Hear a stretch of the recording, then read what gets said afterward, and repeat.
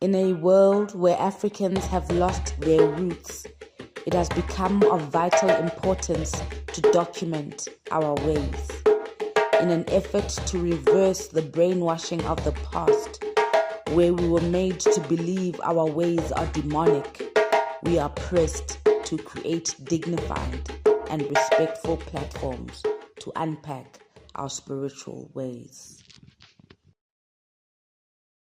Moya light, Moya bright. It's another Moya political series, guys. Thank you so much for joining us. As you know, I always have the people who know how to unpack our society, our politics, what's going on, because we're not all clever. So we have to allow the thinkers and the critical thinkers to take their positions in society. And this afternoon, I'm hanging out with Mayibuye Melisizwe Mandela. I wanted to call you Mr. Mandela, but it doesn't feel right. Do you go as Mr. Mandela, Vele? Sometimes I have to order people. I'm Mr. Mandela. There's nothing that I can do. There's nothing that I can do. It's who you are. Yes, it's who I am. Thank you. I can't take the sunlight and wash it off. I can't. What a heavy surname to carry. It is. Yes, it comes with advantages, but with too much disadvantage. That's the problem with the surname.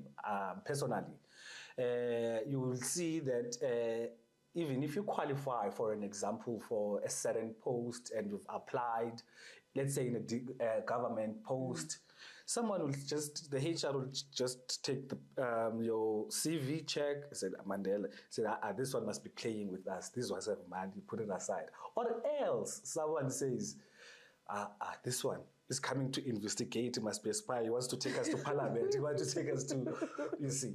So those are the things that we face in the society. Yes. You see. Sometimes some won't understand, why are you looking for a job? So it's when you're in Mandela, you have a responsibility to build yourself and work yourself out. Unless you know someone, you see. And then that person would see you, okay, and does you a favor, but it's very heavy. But abroad, I think it has a quite good advantage abroad, out of the country. For an example, in Russia, in countries actually that have traveled, your Mauritius, your other countries around the world, you see.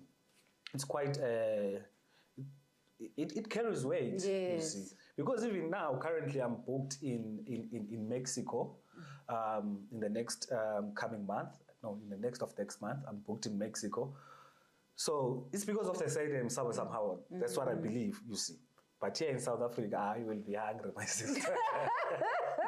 They will deal with you with the agility of a cat and the ferocity of a cornered bull. So it's very heavy. So you seem to be handling it quite well, though, in terms of how you tackle social issues. So what's happening? How have you used your voice? Let's look at the current affairs.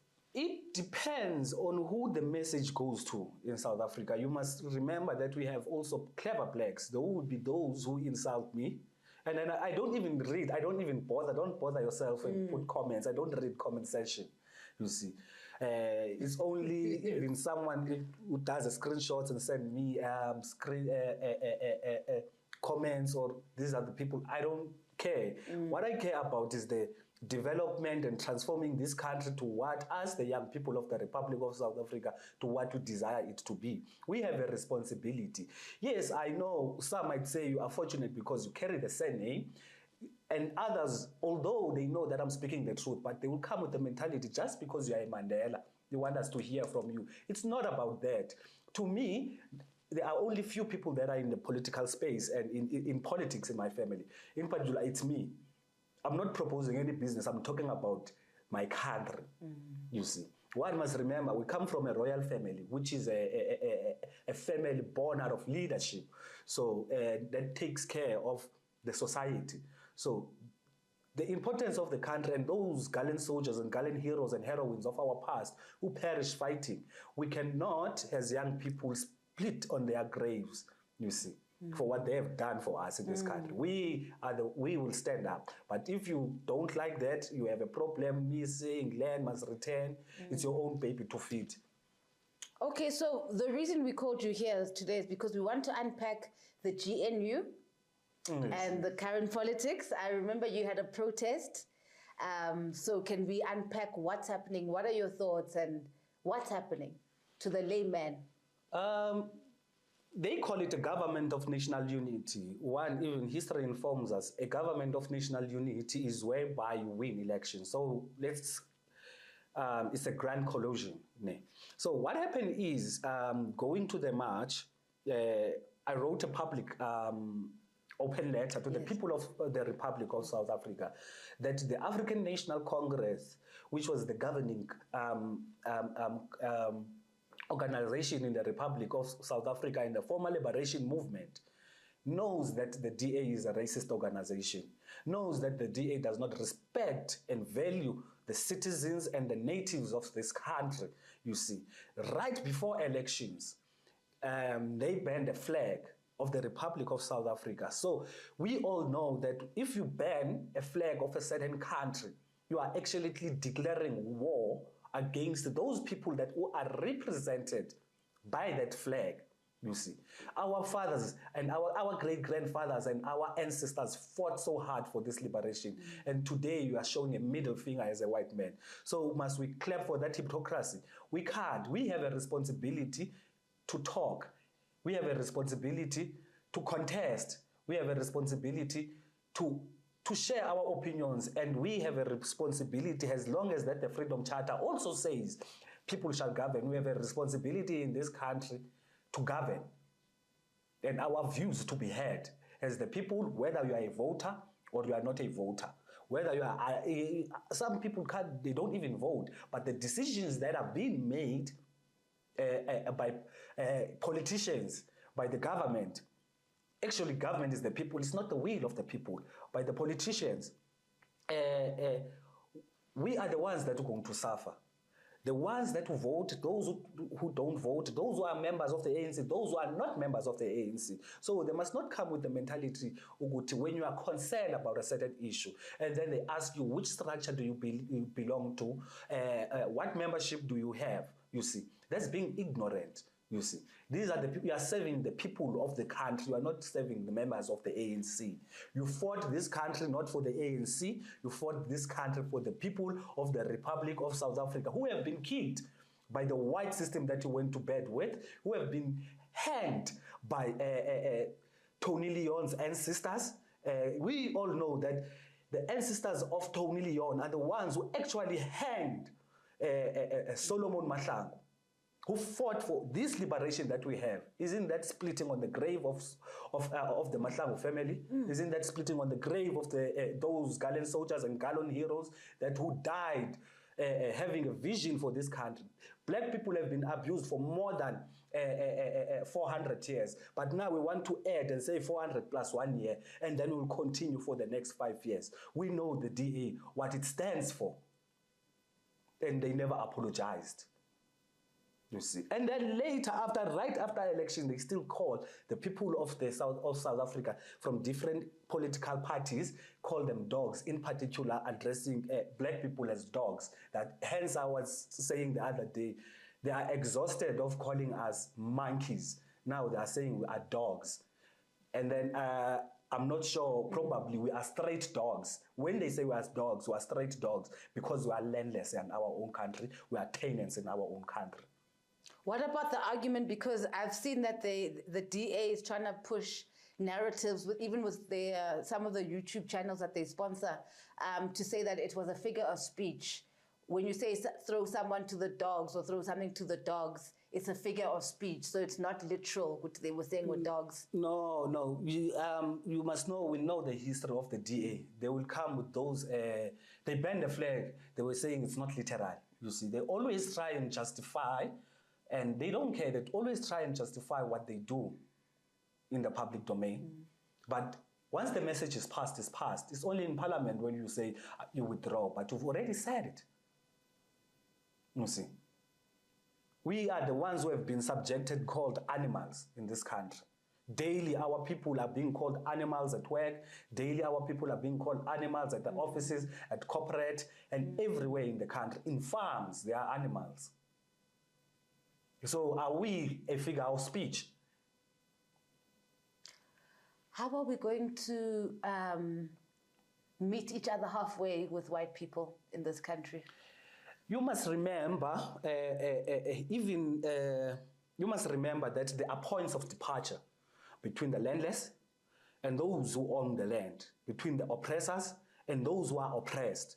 So as long as there are these still points, points of departure, how do we meet halfway? Is them belittling everything that they own, returning the land to its rightful owners. Then from there, we can talk. As long as, because that discussion of meeting halfway is not a discussion of equals. We are not equal. They have 72% of the land in South Africa. 32,000 white families own 72% of the land in the Republic of South Africa. Of which even Groenewald said, if we want to expropriate land without compensation, there shall be a civil war in this country. No one in parliament called him, unless I remember it was Floyd Shimbavu, you see. He was not called by any court, you see. You hear a young person here saying, if you do this, we're gonna retaliate, we're gonna fight back. That person today is going to court. Yeah. You see, they are ordering you must come and pay 150,000. Yeah. As a black person, where do you get 150,000? Yes, they've done the same to me. Yes. We live in a condition of subhuman existence as black people. We don't have money. Asina mali, asinayo ayikho. Sithini? You see. We don't own the economy. We don't control the economy, but the same people who control the economy will come and tell you, knowing that you don't own anything, you don't have anything. A judge will tell you, come and pay 150,000 rand. Where do you take it as a black person? Where do you get it? It feels like our court systems are still in apartheid, first of all, and they're still using apartheid tactics, it feels like, but in a good English way. It's the same as parliament. It's the apartheid structure. Those demons are still there of the apartheid.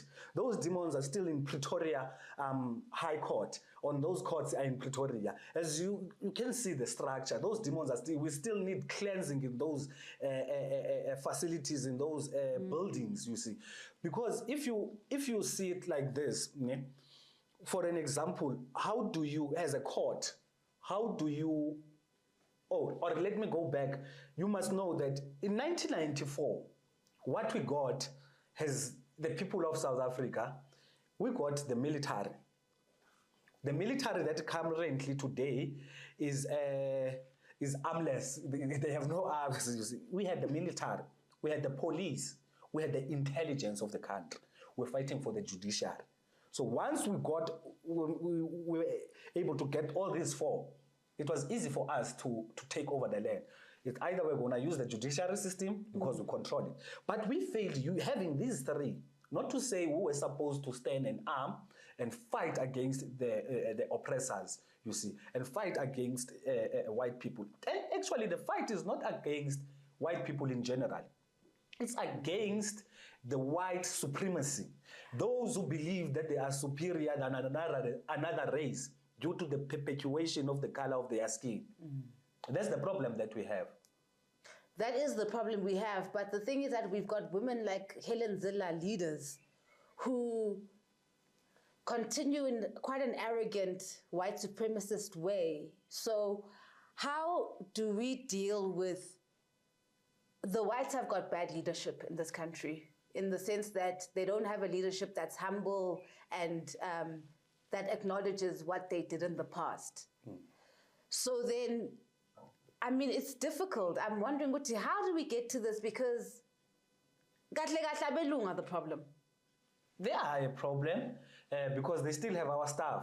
Yes. As long as that they have our staff, we can't sit and see eye to eye in the table, because that discussion is not a discussion of equals. We are not equal. They have our things. They must first return our things. It will take us as South Africans to take ourselves serious. Yeah. It will take us as black people to fight the system, this evil system, you see. Not to try and be part of the system, to fight the system. Because once you try to fight the system, inside the system, you are already captured with those 100,000 that you get in parliament. Yes. And once you start getting that money in parliament, you start not answering calls. But you were a civil servant you were a community leader that you would call at 2 o'clock, at 9 o'clock, and you answer calls. But now you are in parliament, you are too busy for us. You see. So don't be part of the system. But if those who are saying they're in the system, it works, we'll work with them because they are our brothers. You see, but we need to mobilize. Look at the young people of Kenya. They didn't go and sit around the table when they told Ruto what they told Ruto. You see, they mobilized themselves. And it was a peaceful march until the police abused them. Yeah. You see. So we need to stand up. If you love your country, you don't care whether you are being shot. We know it happened to Mambush. It happened in Marikana. So we are not scared as the people of the Republic of South Africa. We must just not be scared of these people. We must just stand up. We are a majority. We are not calling for war. It's not a perpetuating of war, but we want our things. We want the reparations must be paid in South Africa. The Afrikaners against the English, the Afrikaners were paid reparations. The Jews were paid reparations. Only us who have been kicked for the last 400 plus years are not paid. We are not suitable for liberation, for liberations, years. You see. So we need to stand up. We need to take it on the straight as young people of this country. We must stop this mentality of when we are having discussions and say the youth of 1976. The youth of 1976, they played their part. This is our time now.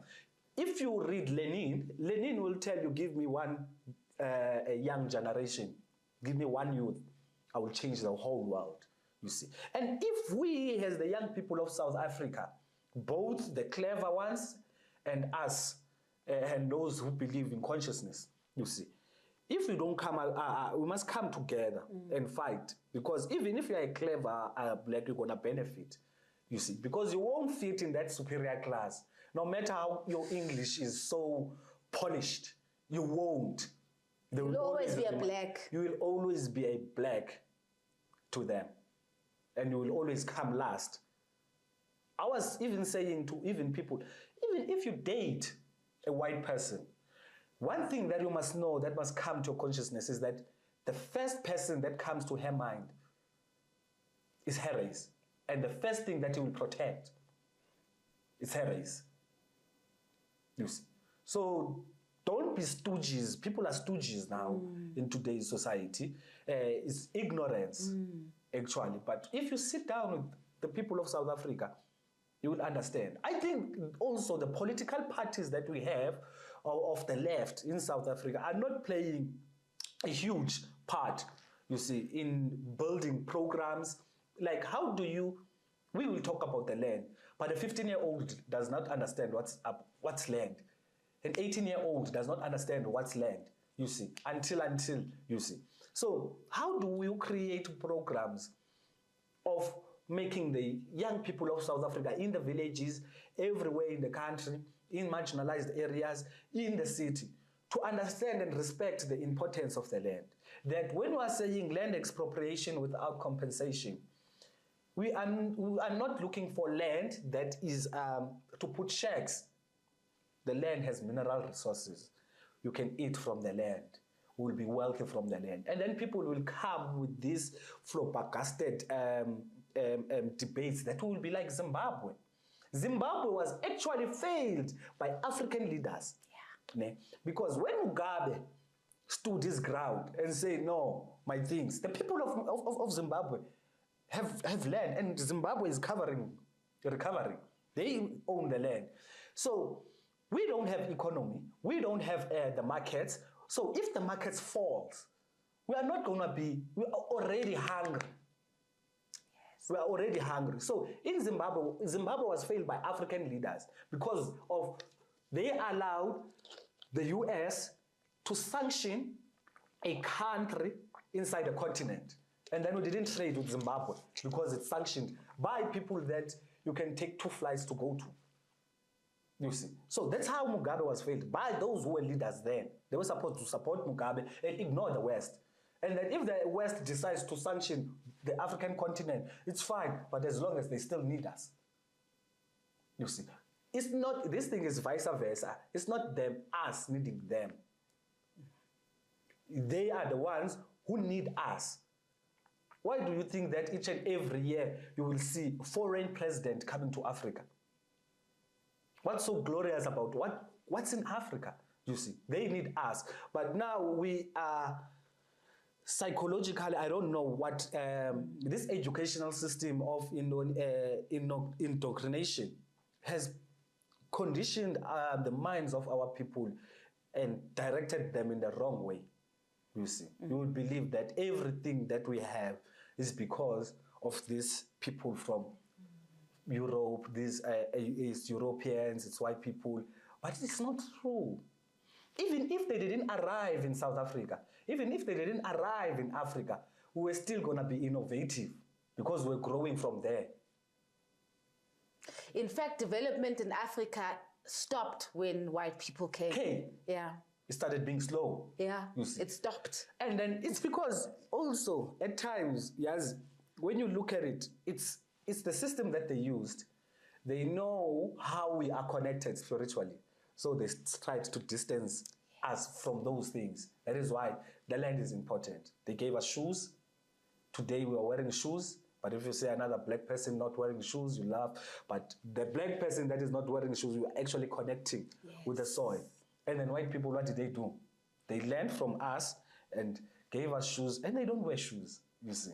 So we need to ask the political parties to go to schools, to go to communities, have churches, have even if it's a church, use it. There was something called Kilombo in Cape Town. It was, Kilombo means running away from slavery. Okay. So in Kilombo on Saturdays, the young people will come together and be there. They will be taught about Biko. Someone will teach them about Biko, read Biko, because you can't read Biko and finish the book and think you understand. But someone will come and try and teach you about the Biko and then give you a book to balance with it. Then you start having homework, you start having these debates. So each and every, if it's in Kailicha, there is in Nyanga, there is time whereby we will call one leader from parliament come and motivate these young people here. And then you have competition. They will understand what's being black. They will understand the importance of the land. At school, have a program. Instead, you are saying now, no to corporal punishment. Why in school, instead of one is misbehaving, you are saying no to corporal punishment, or your punishment is to plow certain seeds. You must take care of them for the next month or 3. Every day you come to school early, you have to water this garden.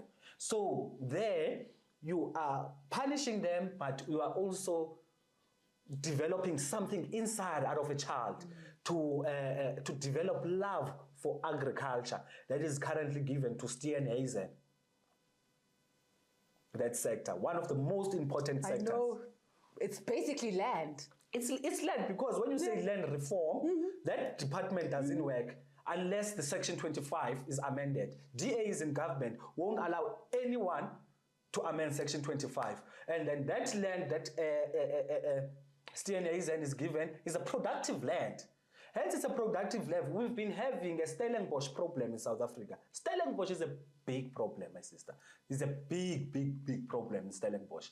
But you give them agriculture, who are they going to empower? Of course. Stellenbosch. And Stellenbosch has been taking trillions and trillions of rand out of this country.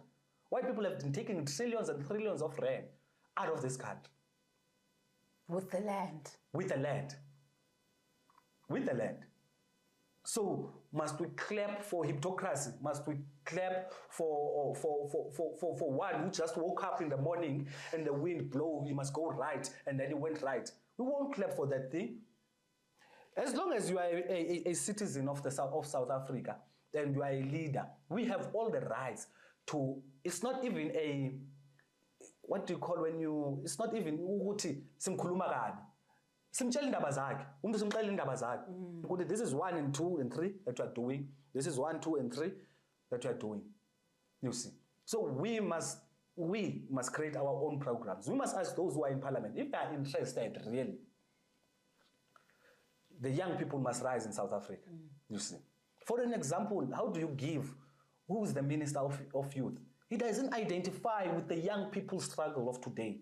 The Minister of Youth alone It doesn't identify with the struggles of young people today. Our struggles are not the same as 1976. We don't have an African struggle currently, you see. Yes, that struggle was bad, and they were kicked by the apartheid regime, and it was bad, and they were told by the same apartheid regime how to respond to the kick. But now our struggle is different. How do you empower youth that you don't identify with? Politicians don't identify with the people of South Africa. But as long as there is a movement that at times does voice the voices of the people, we will support, because it's our own brothers and sisters. At the end of the day, they will come back to us. So we need to have programs that will teach young people about the importance of the land, about the importance of our history, you see. And then we take it from there. The constitution is against the people of South Africa, straightforward. In simple terms, why was the ANC formed? ANC was formed to take over the land, to take the land back. Formed 1912, fine. The constitution of today said you can only claim, because it said you can only claim the land from 1913 June. 1913 June. That's when you can claim the land that you can claim that was taken from 1913 June. But the reason why the ANC was formed, it was because of the land.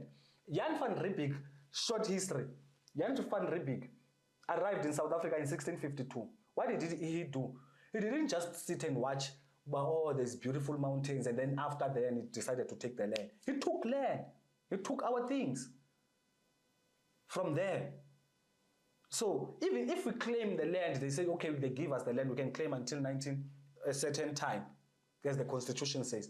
There's no one that's going to claim anything, because our land was taken way before that. I love how they like to ignore that there was the Land Act and the Group Areas Act, and they're so entitled to where they live, you know? We had an interview with Iqbal Surf the other day, and he talked about the Group Areas Act moving Abo Claremont, District 6, all the Khaleds that lived around Table Mountain when they moved to the Cape Flats.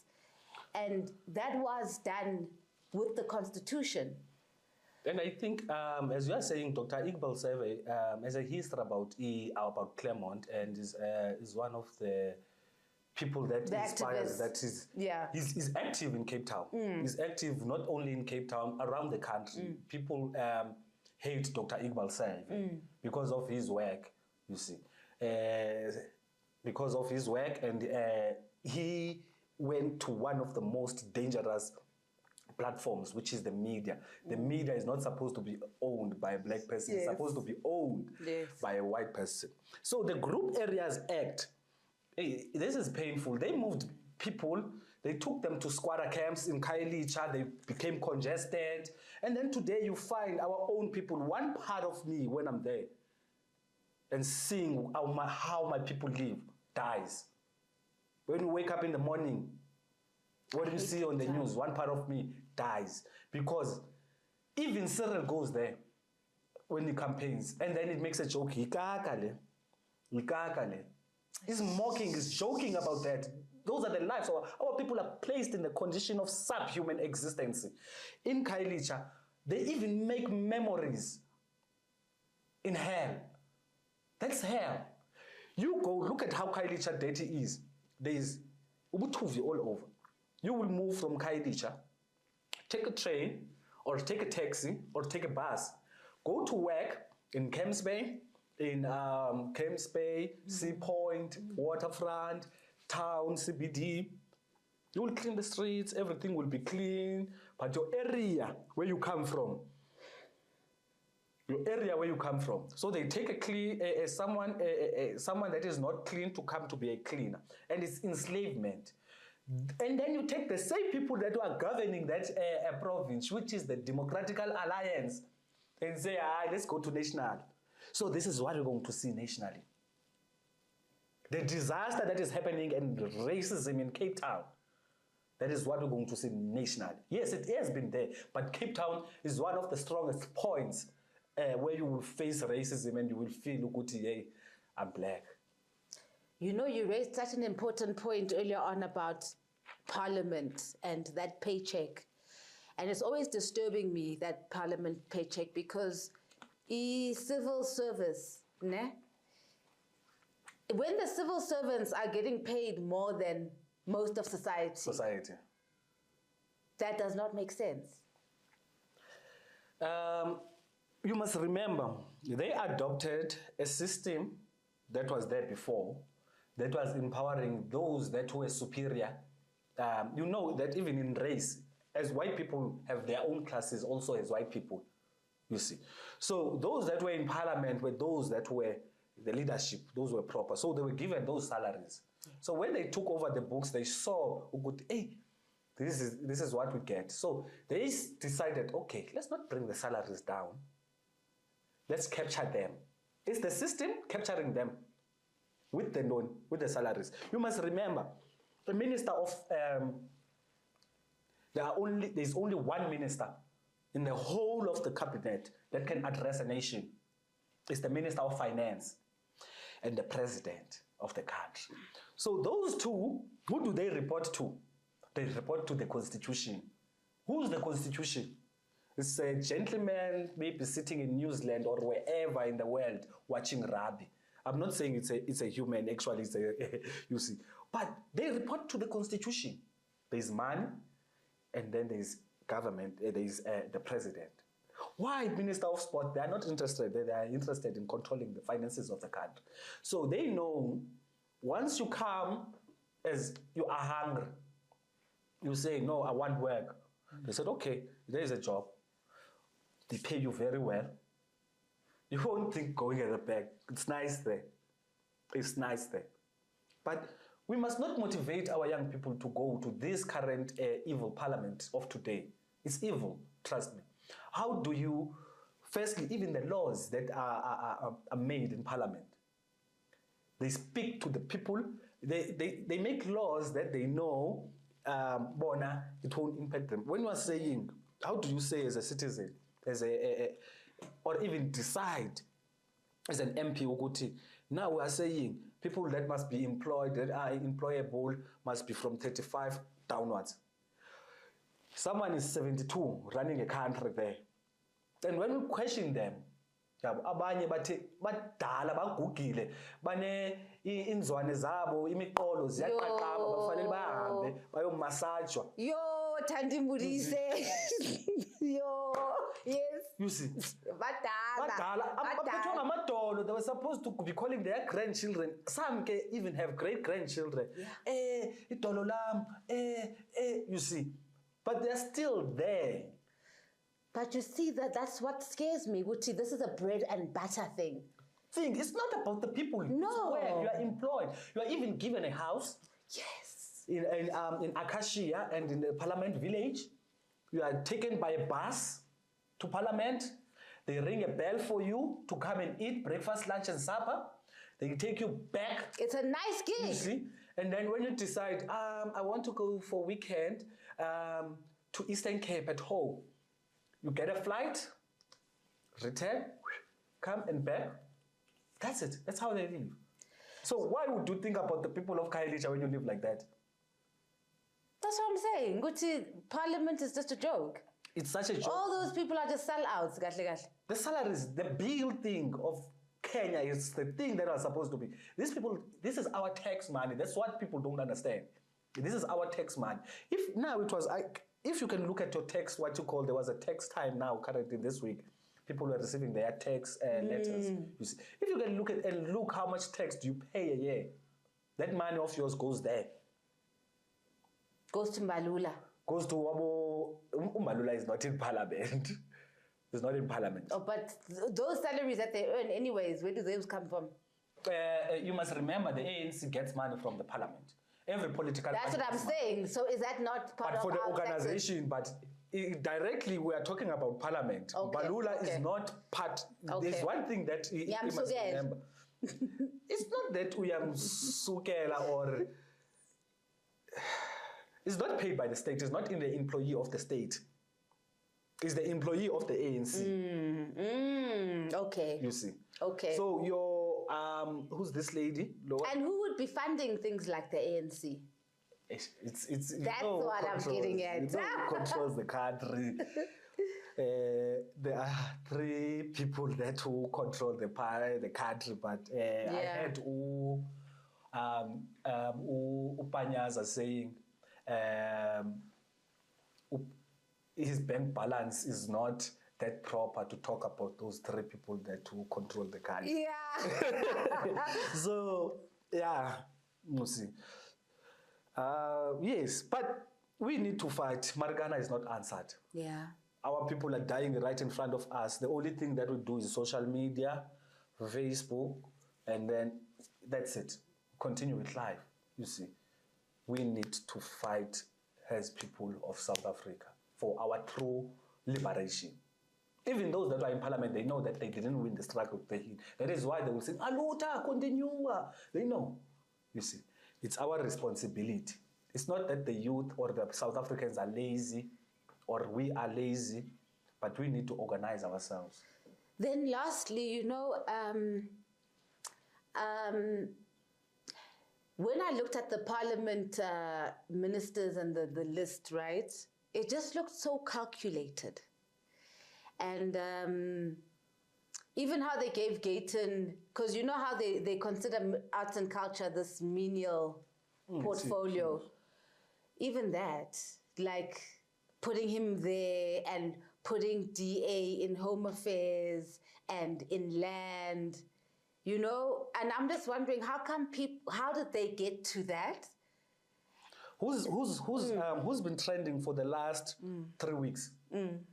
Who's been trending the last 3 weeks? It's Gayton McKenzie. It's a distraction.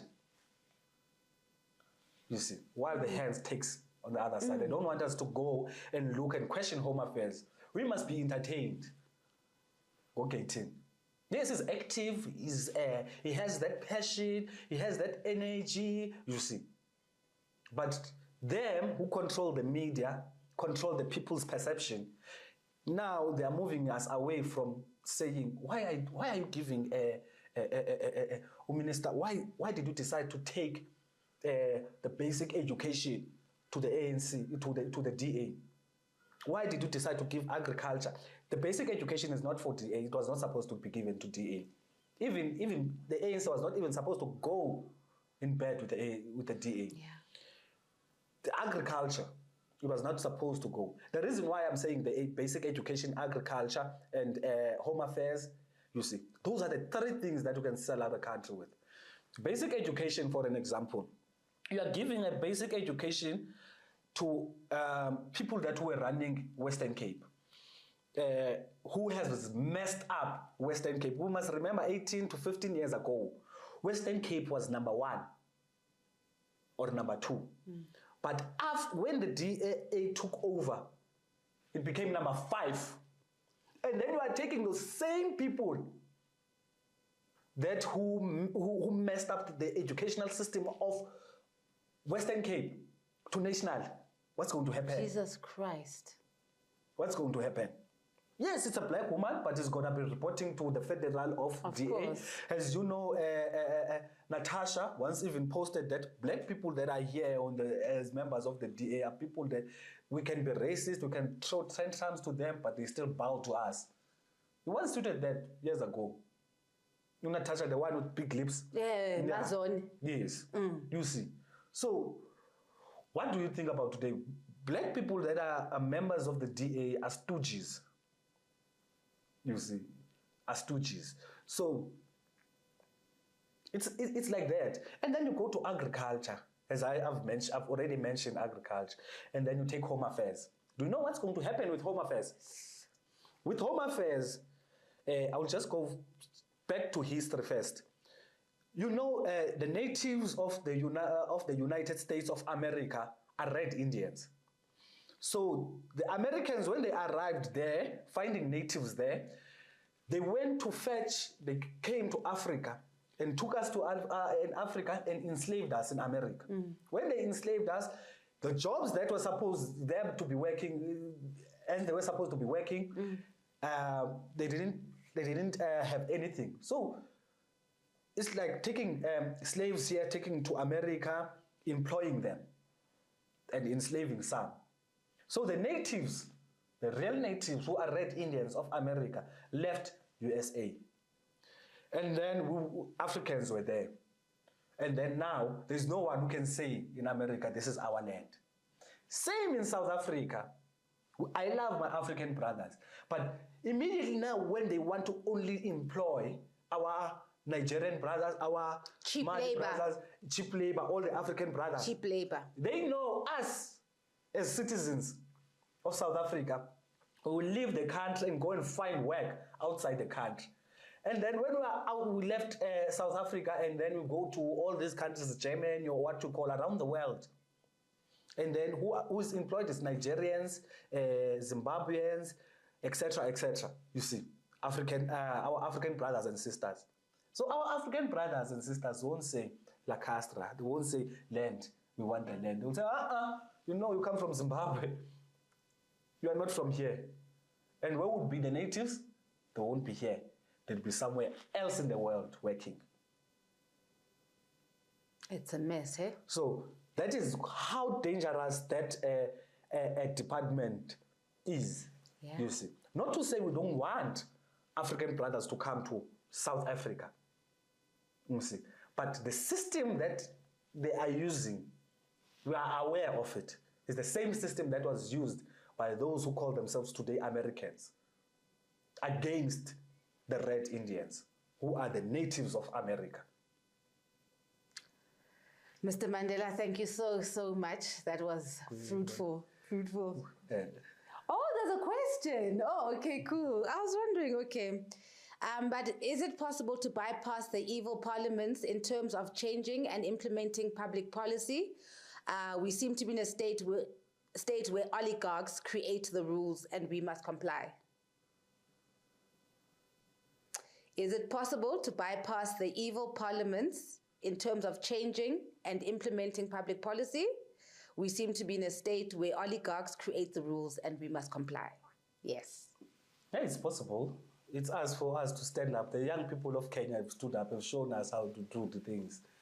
The young people of Kenya have showed us. Which is what I was trying to get to about parliament, because it seems more controlled by the Stellenbosch families. It's controlled, yes. It's controlled by the Stellenbosch. It's controlled by the Oppenheimer. There's no legislation that you can do in Parliament and decide on without going to them. You see, now there's the Bella bill. Their private schools are not going to be affected with that thing.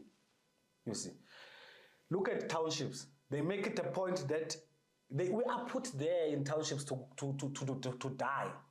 And it's systematically. Yeah. You see, when we are in townships, they make it a point that each and every tavern does not run out of stock weekends. Each and every tavern. But in schools, how many times do they deliver books in schools? Once a year, or they don't deliver at all. You see. And I think that's such a valid question she's asking, because that is what the anxiety is that there's no freedom because we've got these parents in Stellenbosch who own the banks, who own this, who own everything that has to connect it to our livelihood. You know, if we speak a little bit out of term, they start threatening our bank accounts. So... I know that one. That's why I don't want to comment on that. Oh, yes. I'm also there. I don't want to mention the name of the banks, the loan. Because now when you don't have, the system says now, if you don't have a bank, you are like a person with no identity. That's the thing. You see. You're like a person with no identity. There's no black-owned banks, guys. We all have to go to Past John for banking. That's it. Why is there no revolution about that? That's why we need reparations. We need a black bank that is going to come with free interest loans for black people, so that our people can also be part of the economy. And this thing of land, when it's scaring people saying, we don't have money, white people are going to leave the country. Those who claim to be investors, who are threatening to leave the country, they must leave. We will be able to take that.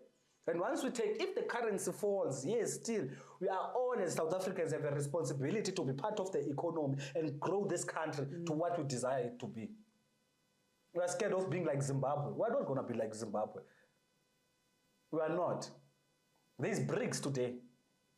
You see.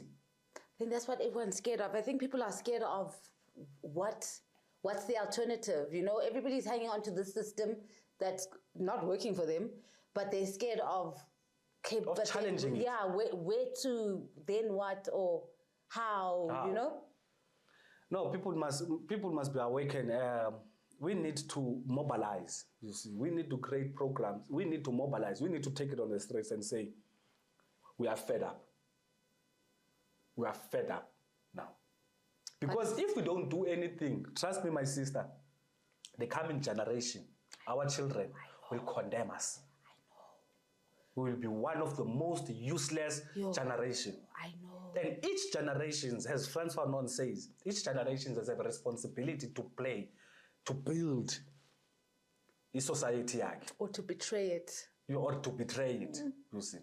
We are the generation that is betraying our future. It's betrayed. Uban Panyaza gave them, showed them, was wearing a t-shirt, said, don't kill Anna again. They've killed Anna again. The same people who claim fought for this struggle for this country are the same people today who are just selling out daylight, day broad light. I know. It's amazing. You see, the same those who claim to be revolutionaries, instead of giving the country to us, the young people, they say, it must go back to the oppressor. That's what they are literally saying. I know. It's going back to the oppressor. Day broad light. I wonder, what is Chris Hani saying? It's unbelievable. I wonder, what is Biko saying? I wonder, how does Kalush Mahlangu feel? I wonder, all the greats who died and perished fighting for this country, how do they feel when they see that Cyril Ramaphosa is taking us down to the grave?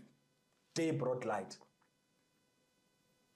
Justice. We know, we don't want, my sister, we don't want to call for, we are not calling for war. We know we are black people. White people own the dams, they own the land. They can poison us through water. But we want our things to return to us. It's not that we don't have arms, you see. Yinsa's head is still in the UK. Eh? Yinsa's head is still in the UK. You see. But how can the person be an ancestral, but they still have the unknown, you see, in Those people have stolen too much from us. And now it's not the time to blame ourselves or blame. It's time to stand up. Me, I don't care if you give me your money or you don't, you see. Even if I would lose funding, I don't care, but my people must be liberated. Did you get into trouble for that open letter? Because I got the sense you got into a little bit of trouble. No, they just sent the intelligence. It was threats, but we talk to these people and then they go. You see. No, I'm still going to write. I'm still going. This year. I'm still coming with. In Duguyam, the Saifagem Kubain, I'm still going to harass them, shame. Yeah. This is my and it's this important. Is our year. You see, this is our year. They said during elections, our 1994 is our 20. Yes. So it must not be like some flabbergasted sort of a Codesa type of implementation. You know, even that narrative came from Abelung. Abelung. So they knew what was happening. Yeah. They knew. You see. Gucci, this is time up. No, we're in trouble. Our people, no, you can't live like this. You can't. When you go to other countries in their countries, even in your own country, you are the first suspect. As a black person, you are the first suspect in your own country. I was telling someone that, you see, in Waterfront, coming from Cape Town, there's City ICC this side, there's a road going to Waterfront, straight Waterfront. Before the British American tobacco, there's a boom gate. It's not a boom gate, it's just a gate, actually, with security guards, which is our own brothers and sisters. Yeah. But if I walk at 9 o'clock, shops close at 11, at 12 on Waterfront. If I walk at 9 o'clock from town because it's closed, they will stop you. Or they will follow you until they see where you are going. That's Waterfront. In your own country, that's Waterfront. And we don't drive cars, we don't have money, that's not money. They know, okay, those that who have money, it's fine, they can drive through. That's what literally they are saying. We don't want them at this time. in waterfront in our own country. We've got a long way to go. Oh. We've got a long way to go. Thank you so much for joining us, and I hope that you're going to come again, obviously, more often, so that we can keep unpacking politics and your role in it. I don't know if you've got anything else that you want to add on, but sharp. We as South Africans, we must just move away from this tribal division of white nationalists full of white arrogance, trying to divide us as Africans and the South Africans in particular. We must just unite in one umbrella and have a meeting in our heads and decide what's the next move. If you want to buy bread for 50 Rand in 6 months, or you don't. Do you want your country, or you don't? Do you love your country, or you don't? What's so deep about it is that it's not even a race war anymore. It's not, but they are racist. Yeah. They still put us in the lower class. Yes, they're still racist, yes. But they're also suffering. Like when you see white people, you can see they're also suffering. So you wonder, why don't you just let go of the white supremacy and join the struggle?